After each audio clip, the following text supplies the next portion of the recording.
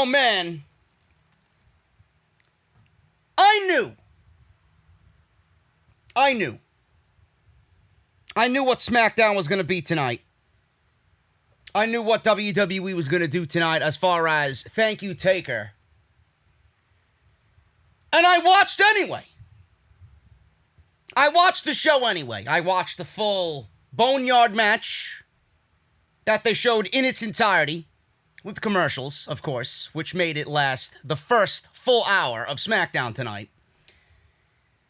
I watched the Boneyard match again. And then we get 1 hour of SmackDown from the Performance Center.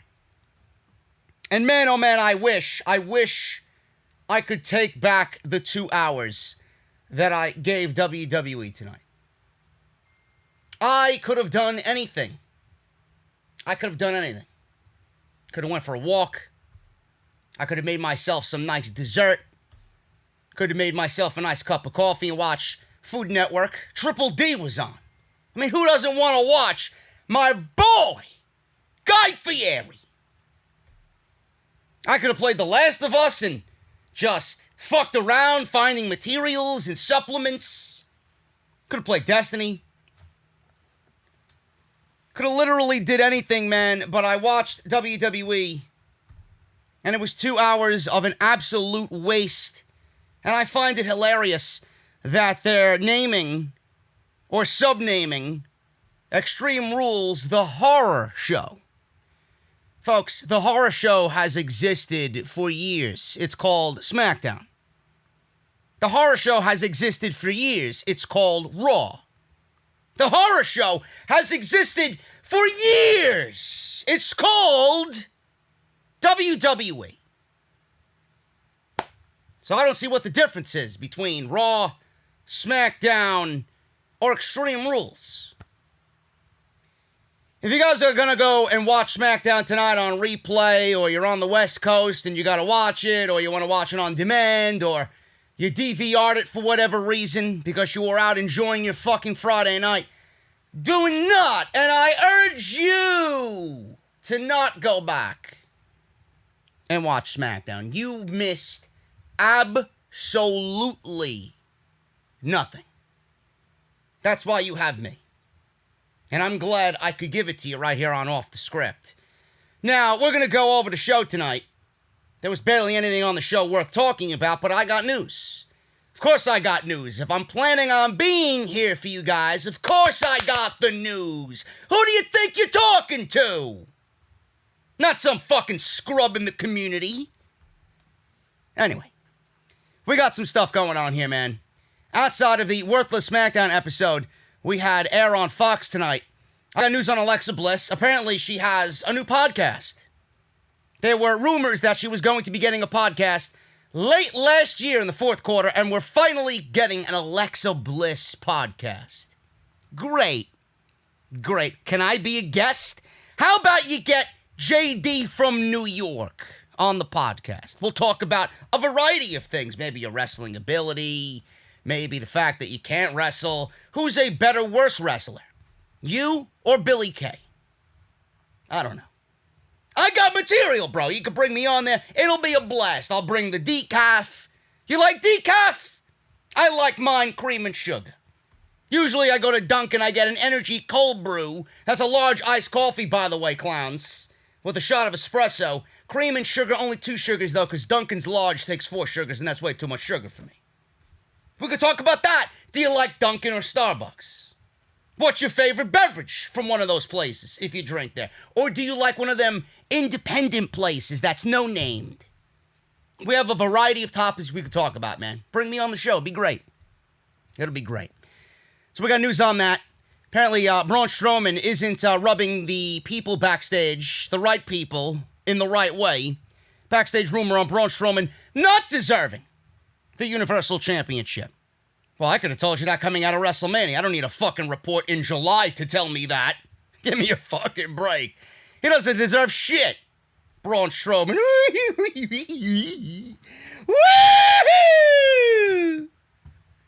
The Strowman Express coming through. Hopefully it crashes into a fucking mountain. Backstage rumor on Braun Strowman. And WWE Extreme Rules, the horror show. Why? We got the why tonight. And WWE's very interesting plan for their next cinematic match at Extreme Rules. That's that. Plus, whatever worthless shit happened on SmackDown tonight, wrapped up into one beautiful podcast right here on Off the Script. Thank you guys so much for joining me on Off the Script. This is your SmackDown review for Friday, June 26th, 2020. My phone has been going off. If you guys catch me looking at my phone, man, my phone has been going off non-stop this evening. COVID, WWE, the Velveteen Dream, how Cleveland on Family Guy's not going to be voiced by its original actor anymore for a variety of reasons. I don't know why. Matt Riddle apparently has more allegations against him. It's just a ridiculous shitstorm of nonsense. Honestly. And Off the Script was great today. I was actually going to try and record Off the Script during SmackDown in the first hour, but I opted to eat dinner instead, and then I got tied up watching the rest of the show. But if you guys missed Off the Script on Friday afternoon, we went over a variety of things, including the WWE COVID situation, how they're handling it, or I should say, not handling it, what is going on. Dozens upon dozens, apparently, have been tested positive for COVID. It is a lot worse than what you guys have been reading on Twitter, and a lot worse than what was originally reported. Brian Alvarez came out twice and said each report that he heard was a lot worse than the one before it. So it's crazy. It is absolutely crazy. And I go over all of that situation, including the ridiculous blanket statement put out by one of their executive management team members. It was just ridiculous. A vice president of something, I don't know, John Brody was his name. Just completely nonsensical remarks. And how WWE has handled this entire thing, man. COVID is actually making WWE the biggest embarrassment in pro wrestling. And all they needed to do was administer a single fucking test. It's all they had to do, and they didn't do it. So now they're looking themselves in the mirror and asking, why is this happening to us? Why do we have to go through this? Because you are a bunch of fucking idiots that don't know what you're doing. You don't know your head from your ass over there in Orlando, Florida. You don't know what the fuck you're doing. So we go over that. 2 hours and 16 minutes of Off the Script. Go and check that out. Link is down below. If you missed anything else on the channel this week, we got AEW, we got Monday Night Raw. Obviously, I'm here with SmackDown. Tomorrow, you're going to get part 2, another huge episode of Off the Script. We're going to be talking about Tessa Blanchard. We're going to be talking about Patrick Clark, the Velveteen Dream. Major news coming out of NXT regarding him. I got all the follow-up, which is somehow worse than what I talked about on Friday, about WWE and their COVID situation. We got masks! Inside the Performance Center. My boy Boogs wasn't wearing a mask, but fuck him. Boogs can do whatever he wants. I don't give a shit. Boogs can't rock out with the mask on. So I'm going to give him a bye. But we got masks.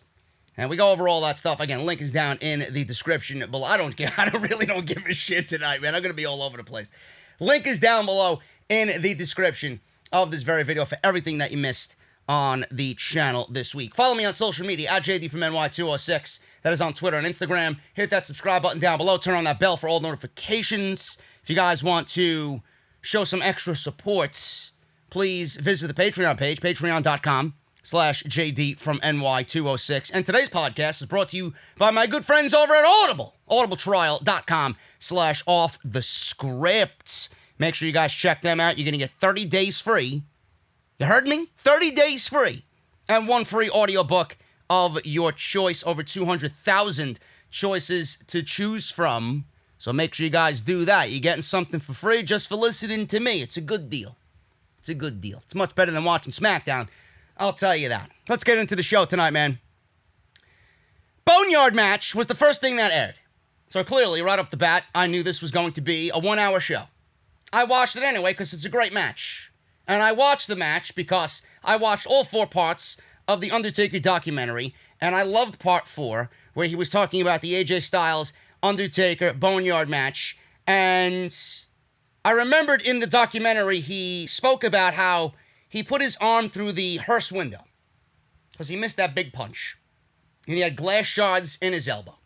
They had to stop the match. They had to pick the glass shards out of his elbow, out of his arm.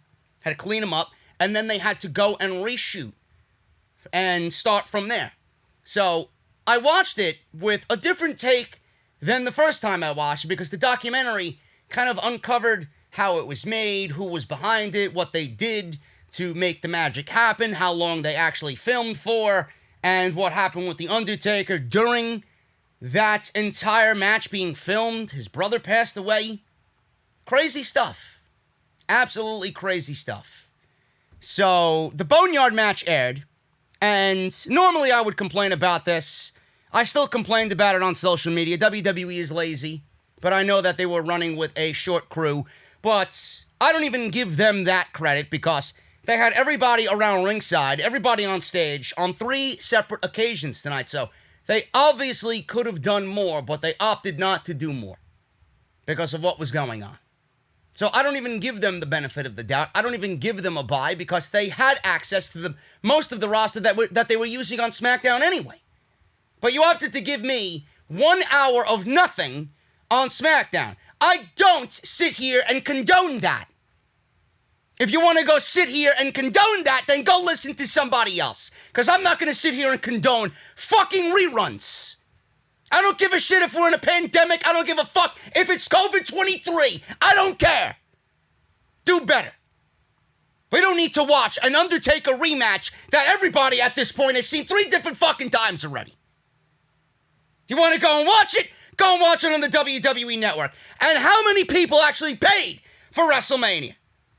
Imagine paying for WrestleMania and then getting this match, the match of the entire 2 nights, the best match of the entire show for 2 nights. Imagine paying for it and then getting it for free tonight. Can you imagine how stupid you feel? Ridiculous. I don't condone laziness. I didn't get by. I didn't become successful by being fucking lazy. Oh, we're waiting for tests. Half the fucking roster was out there. You couldn't give me Gulak. Couldn't give me Riddle. Couldn't give me Riddle and Gulak in a tag team match against, I don't know, Baron Corbin and somebody else. Couldn't give me anything else instead of what you gave us tonight. Something. Be creative. Be creative. What did WWE do tonight? Nothing. It's like they didn't even want to be there. If you don't want to be there, I don't want to be there. And if this is the shit that we're going to get, I don't want anybody there. You might as well just take the fucking weeks off leading into Extreme Rules. Here's a better option. Cancel Extreme Rules. Nobody gives a shit. Take the 2 or 3 weeks off. Show me some reruns from SmackDown 2016 and we'll all be good to go. Hopefully by then you'll be cleaned up inside the Performance Center. So we got the Boneyard match. The first thing that we get coming out of the Boneyard match in the ring is Baron Corbin. Baron fucking Corbin in the middle of the ring. I ask why. What does Baron Corbin have to do with anything? Why is he there? He hasn't factored into anything since Elias went down with a legit injury. So why is he even there? Baron Corbin was in the ring. Said The Undertaker's final match just happened to be 30 years after his first match. Great, Corbin, you can add. You can add. Congratulations. Now you're able to be king and actually have it mean something. He said they called it a Boneyard match because The Undertaker is an old bag of bones. Ha ha ha ha. Not laughing there, pal. And a shell of what it used to be. Ha ha ha! I'm not laughing at these corny jokes. Undertaker basically said that in part 5 of the Undertaker docuseries on the WWE Network.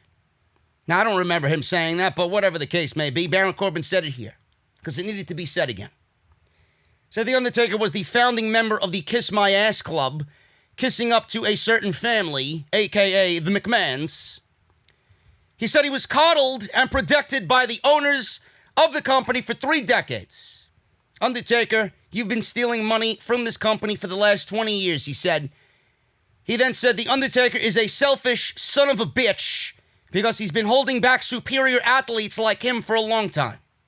He complained about the wrestlers of today chanting, "Thank you, Taker," and then they started chanting again from behind the plexiglass, "Thank you, Taker," until Jeff Hardy came out and attacked him, and then, poof, we got our main event of the evening. Thank you, Jeff Hardy. Thank you for gifting us a main event that I don't care to see. At least one half of it anyway. You, I don't mind. But Baron Corbin, really? Really now? Weren't we supposed to get a toasting of Jeff Hardy via Sheamus tonight? But Sheamus wasn't there.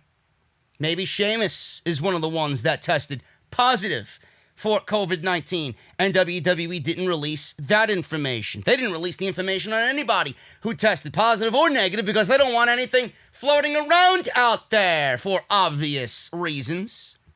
WWE even told their performers to not go on Twitter and say that they were positive, even though we had Adam Pearce, we had Renee Young, Kayla Braxton had it twice. So, WWE said, "No, please don't do that. Please don't do that." Another round of tapings today got canceled. They're going to go back tomorrow. If everything's all right, nothing will be all right, because Alvarez says the numbers in the last two reports that you heard are double as bad as what you originally heard. I don't know. But we got enough to actually make a show out of it tonight, and WWE opted not to give us a show. So we got Jeff Hardy attacking Baron Corbin, and that was it. We got more sound bites airing with wrestlers talking about The Undertaker. Steve Austin, Kurt Angle were there talking about The Undertaker and how great The Undertaker is. It was an Undertaker-esque evening on SmackDown. Sarah Schreiber asked Jeff Hardy backstage, and obviously she was playing into the fact of him attacking Baron Corbin. She asked Hardy about perhaps taking Corbin's comments about The Undertaker personally. Hardy said the Mount Rushmore of WWE should be The Undertaker 4 times.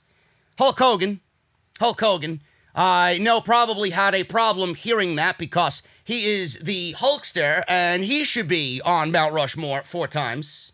In no Mount Rushmore will Hulk Hogan exist in my world. Just saying.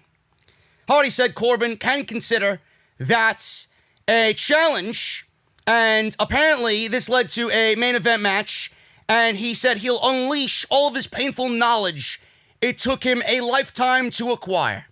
He continued on and said The Undertaker was a protege and a mentor and an inspiration and all those good words, and somehow this translated into a main event match against Baron Corbin. Great. Moving on here, we got Corey Graves with Michael Cole being greeted by two of the best things on WWE TV right now. That is Bayley and Sasha Banks. They came out to ringside because they needed to watch this horrendous match, the horror show. This is legitimately the horror show, folks. And I kid you not, Nikki Cross versus Alexa Bliss versus Lacey Evans versus Dana Brooke. Winner of this fatal 4-way gets a Women's SmackDown Championship match at Extreme Fools. Now, you know what I'm going to say. A, what do any of these 4 women have to do with the SmackDown Women's Championship? Number 1, Lacey Evans has done nothing. Dana Brooke has done nothing. Nikki Cross has done nothing. And Alexa Bliss has done nothing. So I don't really understand why these 4 women are being thrown into a championship scenario when they haven't done anything to even deserve a championship situation. This is the type of shit that fucking boggles my mind. This is the type of shit that pisses me the fuck off. This is the type of shit that makes me wonder why I even still watch this fucking garbage. Why? Oh, that's right. These are the only 4 women left in the fucking division. So WWE thinks, well, we'll just put all of them out there and find a number 1 contender because we suck and we don't know what the fuck we're doing, and our division is garbage. That's exactly the vibe that I got from this situation. Now, I wanted one woman to win this thing, and thank Christ she was the one that won this match, because the other 3 obviously would have been a much worse choice than my choice.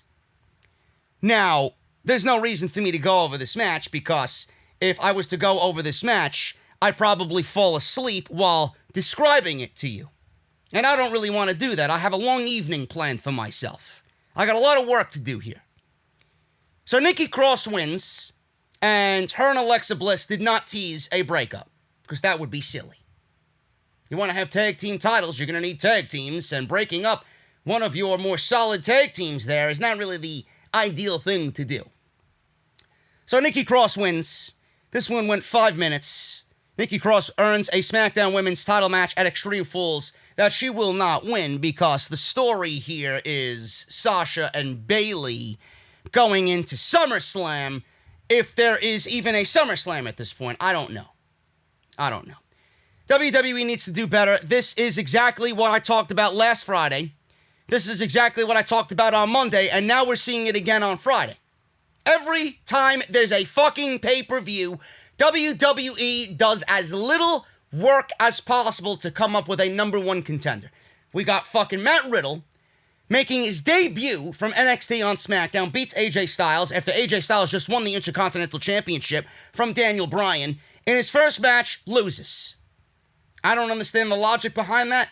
I would much rather Matt Riddle become a little bit more known by winning, not going right to the top and beating the fucking champion who just won the championship. There are ways to make Riddle look strong. You don't need to have it happen all at one time.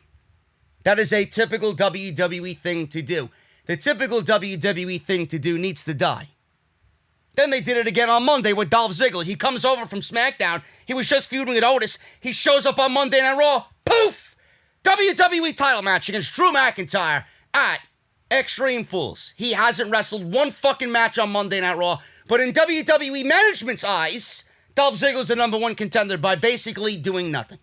He woke up, he breathes, he goes to the kitchen, turns on his Keurig, poof, makes a cup of coffee, and he's granted a WWE Championship match. I mean, give me a fucking break with this shit. And in that situation, I ranted so much on it that it sucks so bad, it's pretty much the same goddamn storyline from last year when he was feuding with Kofi Kingston. The same situation. It should have been me in 2019. Now you owe me one in 2020. All we know is Dolph Ziggler's a fucking loser.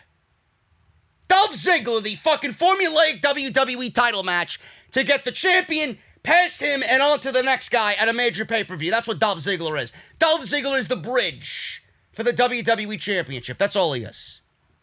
A loser. And this bridge, mind you, is shittily constructed, and it will collapse at any moment. That's the type of bridge Dolph Ziggler is. But Nikki Cross wins this. We had Bliss going for Twisted Bliss. Brooke moved, lifted her knees up. Lacey went on the offense, KO'd Brooke with a loser's right. Nikki rolled her up from behind and got the 3 count. Nikki Cross is the number one contender. Great. Better than Lexa. Better than the loser, Lacey Evans. And better than catering. So that's that. So we got Bayley and Cross. Clearly, Cross is going to be a bridge for Bayley and Sasha going into SummerSlam. I'm okay with that. That was probably the best match to come out of that Fatal 4-Way. Even though it doesn't make any sense, it should be decent at Extreme Fools.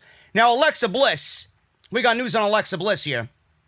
She has a new podcast coming, set to debut in July. Now, I'm serious. I would love to be a guest on the podcast. We could talk coffee. We can make the entire podcast about coffee. I love coffee. I love making coffee. I could give you some recipes from my days at Starbucks as a barista. It would be great. It'll be great. And then we could shoot the shit, and you can apologize to me, and I could apologize to you. It'd be good. It'd be good. So she spoke with Fox Sports. Alexa Bliss confirmed the release of her new podcast. Great. Something I will not be listening to ever. It's coming in July, apparently, but we might see an episode drop this month. It sounds like they're ready to release some new WWE superstar and celebrity interviews with Bliss behind the microphone. She says this to Fox Sports. I have a podcast coming up soon. Uncool with Alexa Bliss. Quite fitting there. Quite fitting of a name. Uncool. Because everything Alexa Bliss does is uncool. It'll be coming out in July, I think. Like later July or maybe June. I don't know. One of the two. I think July. So which one is it? Is it July? Is it later July? Is it June? I don't know. One of the two. I think it's July. We don't know. Do you care? Probably not. You probably clicked off the fucking video because this news is boring to you. It's a lot of fun, she says. I interview a lot of WWE superstars, celebrities, musicians. We talk about what they were like before they were famous, before the fame, like how uncool they were. Basically, because of everything going on, I've just been stockpiling all of the interviews, and then I'm going to release them a little bit later just because it's so hard to right now because, you know, you got Corey Graves and After the Bell, you got The New Day having their podcast, and there's just a bunch of things currently going on. And so I think it's just better that it's later so that there's time for editing and making sure that everything is just right. I've been fortunate enough to interview people that I've looked up to in music and in acting and everything like that, and it's been a lot of fun. I interviewed 2 of my childhood crushes, which was fun, end quote. Great. Another podcast that I'm sure none of my audience is going to listen to. It will not be on my rotation of weekly podcasts. I'll tell you that. Moving on with the rest of the show, because I'm sure you guys were so enthralled by that information. We got Cesaro, Shinsuke Nakamura, The New Day, Lucha House Party, Miz and Morrison arguing backstage. This was a 8-man, 4-on-4 match coming up next. So let me get this straight, Vince. Let me get this straight. Bruce, my good old buddy Bruce. Man, oh man, it seems like you don't really want to work during the pandemic or the outbreak of WWE or the COVID outbreak in WWE. You don't want to work, it looks like. But you're having all the other employees, all the talent work. Why aren't you putting in as much effort as the talent is putting in, writing this show? Now, I know you weren't a part of this show, but WWE creative on Raw and SmackDown, they're all the fucking same. They're all written by the same fucking guy. So I'm not going to let you off the hook here. But I want you to know, Bruce, my buddy Bruce, I want you to know that this match, or a combination of these same individuals, happened about a month ago. The only difference is the Forgotten Sons were in this match, and not Shinsuke Nakamura and Cesaro.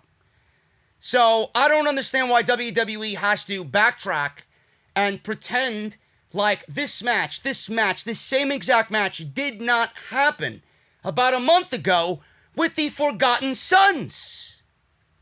I didn't want it then. What makes you think I'm going to want it now with Shinsuke Nakamura and Cesaro taking the place of the Forgotten Sons? Then I got people on social media, why don't you stop complaining? This is going to be a fun match. Listen, motherfucker, I'm not here for fun. I'm here for logic. I'm here for things new and fresh and exciting, which I have not seen yet. I've seen a rerun of a fucking WrestleMania match that went 1 hour with commercials. I've seen a women's fatal 4-way that did not make any sense. 3 of the women in the match are horrendous. With Nikki Cross, the one who won, the only decent one. I don't know how any of them have anything to do with the SmackDown Women's Championship. Typical WWE logic. And then we get another match that, like I said, we seen about a month ago. So why am I going to sit there and say anything positive about this? See some of the fucking blue check marks on social media. Oh, the Lucha House Party are fun to watch. Yeah, they're fun to watch. They're talented, but they've been buried for like 7 years. So excuse me for not fucking caring about the Lucha House Party. Why don't you fucking fix the division so matches like this don't become a common thing every single week? This is your division, and you're okay with that. You're okay with that. They had half the fucking roster that they usually use out there all night, and this is what we got. Could have given me a one-on-one match with Cesaro and Big E. Could have given me a one-on-one match with Shinsuke Nakamura and Kofi Kingston. Something. Why do we need to backtrack and give me another 8-man tag that we seen a month ago? Fucking boring. Absolutely boring. And I know you feel my pain. New Day and the Lucha House Party win. Clearly, because it's an 8-man tag. Chaos at the end of this thing. Nobody knew who the fuck was legal. Chaos broke out. Cesaro and Nakamura here. And the New Day brawling to the back, because clearly that's going to be the SmackDown Tag Team title match at Extreme Fools. Dorado hit a springboard stunner on The Miz, and then Metalik landed a top rope elbow onto The Miz for the win. And that was it. All of these teams are mightily impressive. New Day is great when they're on. The Lucha House Party is very talented. We got Shinsuke Nakamura and Cesaro, incredibly underrated and vastly underused. And then you got The Miz and Morrison, that I don't really care for. Morrison's great, but I feel like his career in WWE is ruined by associating himself with The Miz, and The Miz just sucks. The Miz is just utterly and fucking disappointingly boring. I have nothing good to say about The Miz. I was once a fan of The Miz, no longer. He is nothing more than a fucking joke. Moving on here, man. Braun Strowman. I got news on woo! Because he runs fast. Not sure if you guys realize that. Braun Strowman came out. He looked all kind of verklempt. Braun Strowman made his way to the ring. The Strowman Express made his way to the ring. Said he wanted to talk about when he first met Bray Wyatt. He said for the first time in his life, he felt fear. Really? Braun Strowman felt fear. Braun, I'm glad you realized what fear felt like, because I've been feeling what fear feels like ever since you won the Universal Championship. So now we're even. We're on similar paths here, Braun. He said it's the type of fear that makes a grown man tremble. Oh, I trembled, bro. I trembled on August 7th. Not August, April 7th. August 7th. Hopefully by that time you're not Universal Champion. August 7th. He said one night they were sitting on the edge of that disgusting swamp with Bray's lantern glistening. He said a snake slithered out from the swamp and Braun was going to stomp on it, but Bray stopped him and said the snake was his friend. The snake lashed out and bit Bray right in the face, and all he did was laugh. He said the snake repeatedly bit him over and over again. I knew I was in the presence of evil, Braun said. He said all Bray did was laugh. I knew Bray Wyatt was the devil himself. I realized Bray was the serpent. A lot of Bible-esque innuendos here. Serpents and devils and fucking snakes. He said he started doing the devil's work. The bad part of it all was, I loved every second of it, he said, in a dark, menacing tone. He said part of him still does. He said he has tried everything in his power to block that side of himself away. But he calls for me, and he said he can't go on living like this anymore. What do you say we go back to the swamp, that eerie, miserable hell you call home? Oh, Monday Night Raw. Monday Night Raw. Are you referring to Monday Night Raw? The miserable, eerie swamp that you call home. That's what I got out of it. I don't know what he's talking about, but is he talking about New Orleans, Alabama, the swamp? I don't know. He said there's one of two ways this can turn out. He said either he's going to come out of this the most evil son of a bitch this earth has ever seen, or he's going to come out with the satisfaction he spit in the devil's face and ripped him limb from limb. He said he'll drag Bray into the swamp and let the alligators finish him off. Sounds like a Mortal Kombat fatality. Do you want to go to that place, your place of creation? Let's go, because I'm ready to turn it into a place of your destruction one more time. So we got the in and out vignette of Bray Wyatt doing the typical old Wyatt family skit. Then Bray's old laughter played over the sound system, and Bray laughed maniacally, with Braun mimicking Bray's laughter on the microphone. And that was it. That was the segment. This wasn't all that bad, but clearly this was the reveal for Extreme Rules being the horror show, which I don't really know the difference between the horror show that I watched tonight and Extreme Rules, but here we are. The horror show, Extreme Rules, and B, we got the next cinematic match for WWE in this cinematic era of WWE. Now, I got two pieces of information here on Braun Strowman and then their plan for this horror show match, their next cinematic match with Bray Wyatt and Braun Strowman. Might as well start with the backstage rumor on Braun Strowman not deserving the Universal Championship because I found this to be hilarious, by the way. So, Sportskeeda. I mean, take it with a grain of salt. It's Sportskeeda.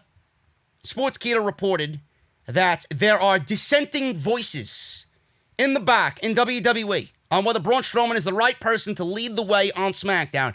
He, I guess, the guy who's reporting this, Tom Colahu, who blocked me on social media because I made fun of Alexa Bliss.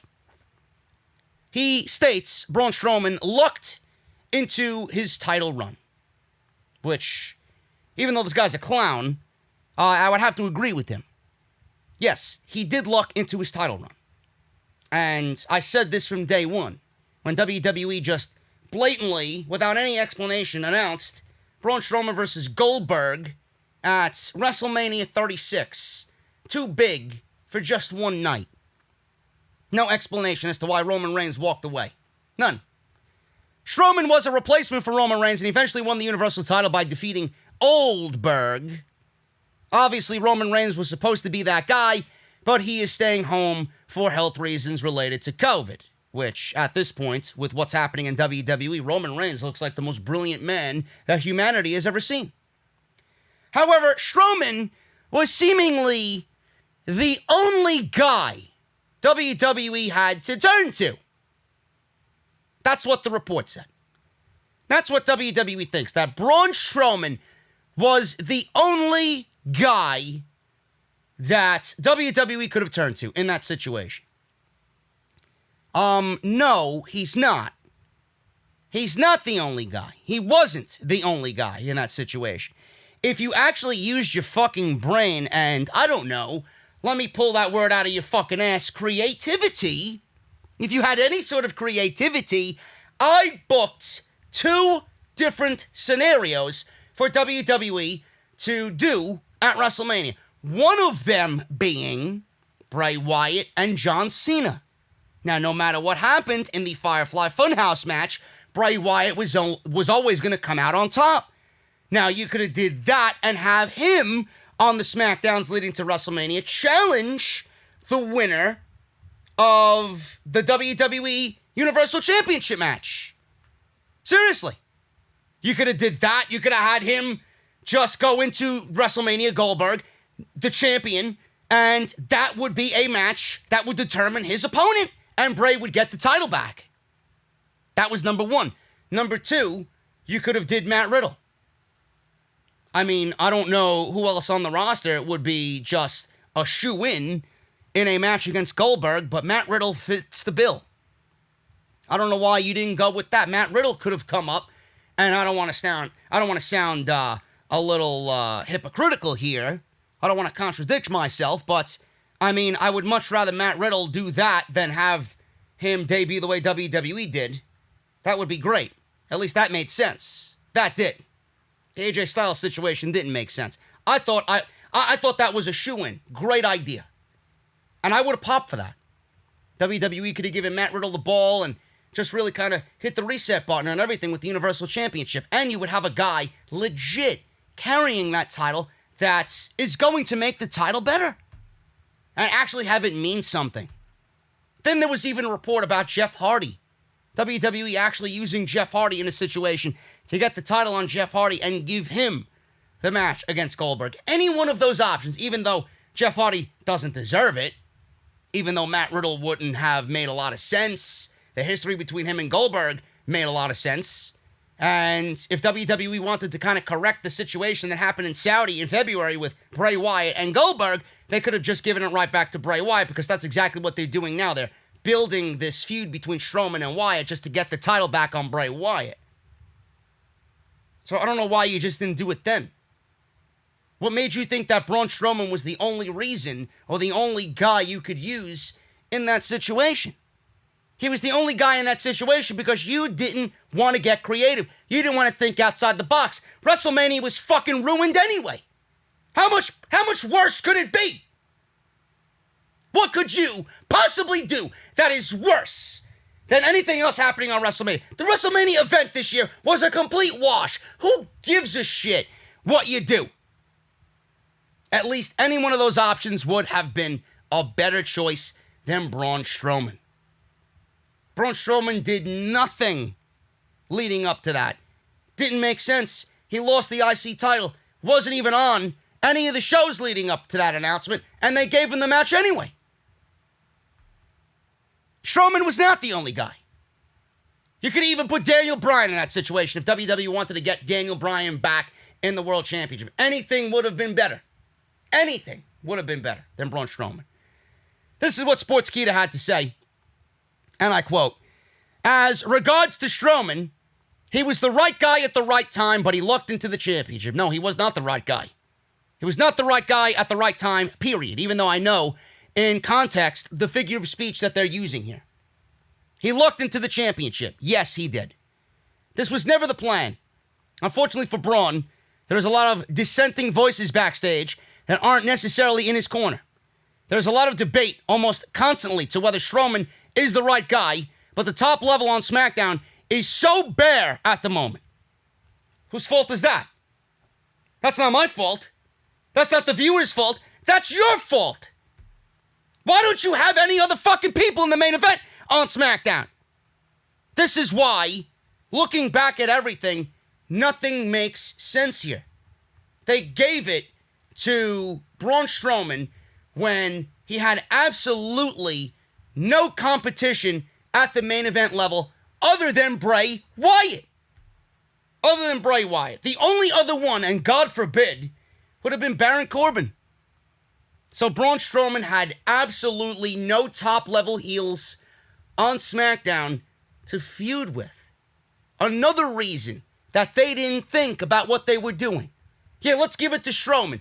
Meanwhile, the only guy they had was Bray Wyatt to feud with him. They could have given it to anybody else, and it would have made so much more sense. But the fact that WWE doesn't have any top players on SmackDown is their own fault. It is their own doing for not building superstars. They continue to use the same people in the same spots without any desire to develop new talent. Every single week it is becoming more and more damning on how they don't want to build. They only want what is now. What is hot now? What was hot in the past? Fuck the future.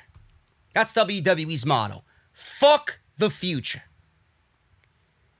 So, Sportskeeda says, no top-level talent on SmackDown. It's bare at the moment. What I think we're going to see is if The Fiend loses, then The Fiend is probably going back to Raw.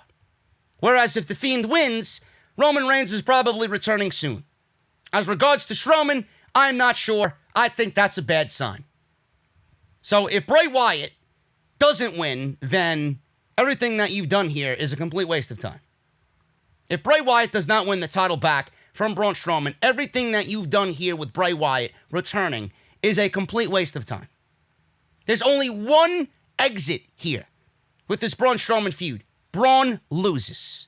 If Bray Wyatt, if The Fiend loses again in the same calendar year that he lost the title when he shouldn't have to Goldberg, and he loses to Braun Strowman, Bray Wyatt is dead. You might as well fucking retire and walk away and go home and spend time with your wife and your kids. He is dead. He would be buried so far deep, there would be absolutely no recovering.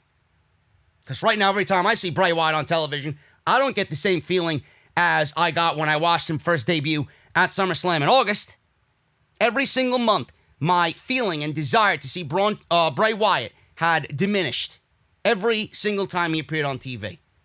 Shoddy booking, terrible fucking matches. It's all fucking smoke and mirrors with this guy. And then on top of that, WWE didn't do anything creatively to make me care about Bray Wyatt. That loss to Goldberg was absolutely demoralizing in every sense of the word. I can't even imagine how he felt after that. We're still feeling it.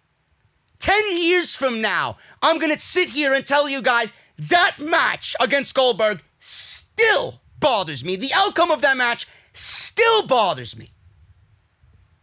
If Bray Wyatt loses to Braun Strowman, dead. I never want to see him. Never want to see him on TV again. They cannot be that stupid. Now, I don't give a fuck if this old Bray Wyatt, the Eater of Worlds Bray Wyatt, loses to Braun Strowman, because that's exactly what WWE thinks of the gimmick anyway. They killed it once, might as well kill it again. They didn't fucking care about that gimmick. That is only their bridge to get to the Fiend at SummerSlam. This is their motto. This is them and their lack of creativity. They have nothing else. They refuse to do anything else. Roman was their meal ticket. Roman's not coming back by SummerSlam. He will not be back. It was supposed to be Roman taking the title off of Bray Wyatt. And that's not happening. So WWE is taking this and dragging it out. So much so that they had to bring back Bray Wyatt, Eater of Worlds Bray Wyatt, just to have him lose so that the Fiend can come and save Bray Wyatt once again. And that's going to happen at SummerSlam. And then Bray Wyatt should be the new Universal Champion. Last week on SmackDown, Bray Wyatt returned as the cult leader version, like I said, of the Wyatt family character. With WWE changing the name of Extreme Rules, it seems that we're getting a cinematic match between Wyatt and Strowman. So that is that. Now, Wrestling Inc.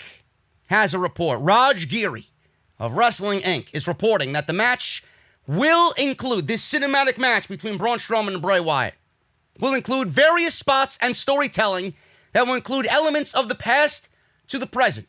This sounds a lot like what they did with the Firefly Funhouse with John Cena and Bray Wyatt at WrestleMania. Wyatt is reportedly heavily involved with the creator for this match, along with Jeremy Borash, with Triple H and a few others involved as well. Geary also noted that locations are being scouted for filming for another overnight outdoor shoot. The idea for this match is for it to be a cross between a Terminator and a horror movie vibe, with Wyatt having the ability to revive himself. Also, the plan is for this match to have more action than the Firefly Funhouse match at WrestleMania. Man, oh man. How many of you guys rolled your eyes at this line? The idea for the match is for it to be a cross between a Terminator and a horror movie vibe, with Wyatt having the ability to revive himself. Man, oh man, they want to kill the business so badly that nobody's going to watch. Revive himself? Give me a fucking break, man. It's all we need to see now. A fucking pro wrestler getting killed in a match only to revive himself moments later. Unreal. WWE is currently taping tonight's SmackDown. Obviously, they taped it on Friday. They went from tape to live tonight. So we'll get more details on what's going on in the weeks to come. Extreme Rules Horror Show will air live, excluding the cinematic match, of course, on July 19th from the WWE Performance Center in Orlando, Florida. So that's that. So it's coming. Extreme Rules Horror Show, Wyatt, Strowman, a horror show match, or a Wyatt family compound match, or whatever the fuck you want to call it. It's going to be the next cinematic gem from Jeremy Borash and crew from NXT. So that's that. Mick Foley and Batista talked about The Undertaker. Foley said what Undertaker did for him in his career can't be overstated. He said he can't even imagine his career without The Undertaker. Mick Foley is The Undertaker's greatest rival. Don't at me. Jeff Hardy and Baron Corbin. This one was a typical Baron Corbin match, folks. We went about 10 minutes with this one. Baron Corbin got about 8 minutes of offense. Jeff Hardy then tried a whisper in the wind, which Baron Corbin avoided, and threw Hardy into the ring post. He stood in the center of the ring, started taunting and gloating Jeff Hardy. He then kneeled and mocked The Undertaker's pose. They went to a commercial break. We went to commercial and then back from commercial. And before you even know it, Hardy was doing his spots, one with a swanton, and that was it. That was pretty much it. Jeff Hardy wins, and after the match, Corbin attacked Jeff Hardy. A bunch of wrestlers were out at ringside because fuck COVID. A bunch of wrestlers were outside the ring cheering on Jeff Hardy because Baron Corbin talked shit about The Undertaker. Don't know why. Even at the end of the show, I don't know why they talk shit about The Undertaker through Baron Corbin. Listen, Baron Corbin is not going to be The Undertaker's last match. Get over it. So bizarre that they had Baron Corbin speak in a way where he's calling out The Undertaker. He's not calling out The Undertaker. Don't even tease that. Don't even bother. Nobody wants to see that. Not even The Undertaker himself wants to see that. You're going to call The Undertaker out of retirement with Baron Corbin? Bunch of wrestlers were around ringside. They were cheering on Hardy because he was sticking up for The Undertaker. Big E attacked Corbin with a big ending. He called Braun into the ring. Braun gave Corbin a power slam. Matt Riddle was then called into the ring. He landed a floating bro on Baron Corbin. All the wrestlers cheered him on. And then, what an incredible night on SmackDown, says Michael Cole. Hardy then stood in the ring and he knelt on one knee and he did the Undertaker pose. And on the Titantron, or on the big screen, we seen a picture of the Undertaker and it said, "Thank you, Taker." And that was the end of the show. That was it. That was your SmackDown show tonight, folks. An absolute waste of 2 hours. I don't really know what else to say, but that's it. That's it. If this is what we're going to get, they better cancel the fucking show. Because I don't know how much longer I could watch the shows in this condition. But if you enjoyed what I had to say here, if you enjoyed anything on this show, please let me know down below in the comment section. Hit that thumbs up. Follow me on Twitter at JD206. That's on Twitter and Instagram. Make sure you guys check out the Patreon page, patreon.com/JD206. If you guys missed any of the videos that might have skipped by you, down below in the description below is all that you need. Links are there, easy access. And check out Audible, audibletrial.com/offthescript. Guys, I'll be back on Saturday afternoon with part 2, a big part 2 of Off the Script. You don't want to miss it. We're going to talk about WWE's COVID Nightmare, follow-ups on everything. We're going to talk about the Velveteen Dream, rumored to be released by the WWE. I don't even believe those words are coming out of my mouth. And the Velveteen Dream got into a DUI car accident. Is he all right? What's going on? What's the status? I got it all. Tomorrow's Off the Script is going to be big. Do not miss it. I'll see you guys then. Have a good night. Hit that thumbs up. And I'll see you right back here tomorrow afternoon for OTS Part 2, 3:32. See you guys then.